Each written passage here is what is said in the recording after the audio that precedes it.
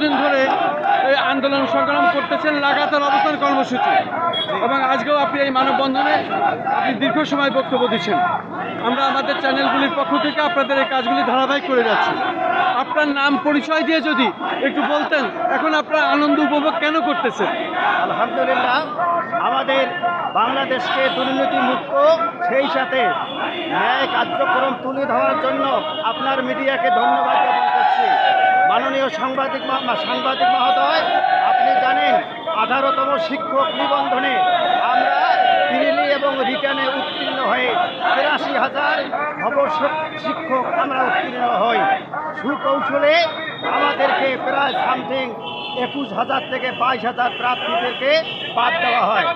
বাদ দেওয়ার পরে আমরা লক্ষ্য করে দেখলাম যে অনার্থকভাবে আমাদেরকে বাদ দেওয়া হয়েছে, কেননা এই 18তম শিক্ষক নিবন্ধনের ভাইবার যে মার্কটা ছিল, হাতের মার্ক, এই মার্কটা অলরেডি সার্টিফিকেট এবং আমাদের পোশাকাদিতে 16 মার্ক ছিল, আর 4 মার্ক কেবল প্রশ্নের মাধ্যমে ছিল।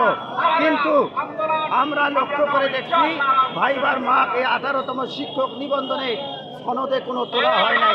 তারা শুধু ভাইবার নামে শুধু একটা দুর্নীতিপূর্ণ ভাইবা নিয়েছে, এটা আমরা জানতে পারলাম। এরপরে আমরা আন্দোলনে যোগ দিলাম 15 তারিখ থেকে, 15ই জুন থেকে। মাননীয় সাংবাদিকবৃন্দ, আপনারা আরও অবগত আছেন, 4ই জুন 2025 সনে ফলাফল ঘোষণা করার পরে গোপনে কিছু সংখ্যক ব্যক্তিবর্গ আবারও চেয়ারম্যান মহোদয়ের বাসায় যোগাযোগ করলে আবার 15ই জুন 2025 সনে 113 জনের পাস দেওয়া হয় যান্ত্রিক ত্রুটির কারণে। আমরাও আন্দোলন চালিয়ে আসছি এই কারণে। 113 জনকে যদি যান্ত্রিক ত্রুটির কারণে আবারও পাস দিতে হয়, পাস দেওয়া হয়েছে যেহেতু, সুতরাং আমরা যারা বঞ্চিত হয়েছি আমাদেরও রেজাল্ট যান্ত্রিক ত্রুটির কারণে আমরা বৈষম্য শিকার হয়েছি। এই জন্য আমরা গত 15 তারিখ থেকে, আমরা এই জুনের 15 তারিখ থেকে লাগাতার আন্দোলনে আমরা একবার এনটিআরসির অফিসে যাই, একবার আমরা প্রেস ক্লাবের সামনে আসি। আমরা খেয়ে না খেয়ে অনেক কষ্ট করে সারা রাত আমরা এই জায়গায় মেট্রো রেলের পাশে, এরপরে আমরা এই প্রেস ক্লাবের সামনে বসে আমরা রাত কাটাই। রাতে থাকার মতো জায়গাও আমাদের নেই, ওই অর্থ আমাদের নেই। মাননীয় সাংবাদিকবৃন্দ, আপনারা অবগত আছেন, আমরা এই আন্দোলন করে আসছি যথারীতিভাবে। আমরা এই আবেদন করে আসছিলাম, আজকে শুনতে পেলাম আমাদেরকে সনদ দেওয়ার কথা এবং বিষয়গুলোকে তদন্ত করার কথা। তবে যদি এটা বাস্তবেই হয় আমরা অত্যন্ত খুশি হব।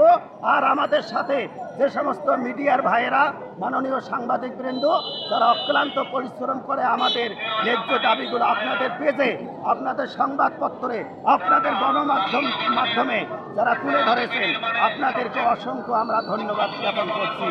আমি আপনাকে একটি কথা বলি, আমি খন্দকার মাসুদুজ্জামান, আমি ধারাবাহিকভাবে আপনার এটার প্রচার করে যাচ্ছি, কিন্তু আমি যতটুকু জানি আপনি ডবল MA, এবং পাশাপাশি আপনার নামটা যদি একটু বলতেন, পরিচয়। নাম, আমি হাফেজ মাওলানা রাশেদুল হক মুবাশশিরি, আমি লালমনিরহাট জেলা থেকে এসেছি।